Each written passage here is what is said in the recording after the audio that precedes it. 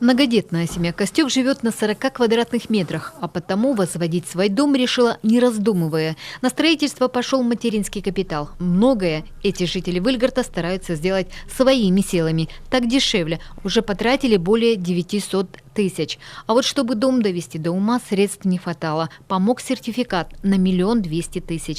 Началась с фундамента, как обычно начинается. И сейчас черновая отделка. Вот. Ну, тяжело, конечно, тяжело строиться. Еще с детьми. При помощи вот этого сертификата, который нам дали, то мы в следующем году летом заселимся. И рядом школа как раз новая.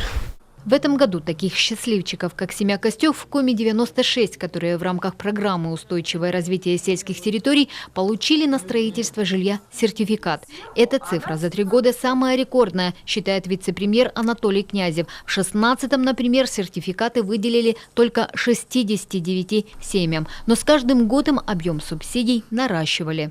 В декабре дополнительно заявились на дополнительные субсидии. В Минсельхозе, видимо, образовалась некая сумма неосвоенных денег. Какие-то регионы не освоили, и в этой части мы смогли воспользоваться этими деньгами. Всего 22 региона получили дополнительных денег, в том числе и мы, Республика Коми. Сумма была 31 миллион. Мы туда дополнили свои деньги, где-то 30%, и в итоге получилась весомая сумма. И это все теперь пришло в работу.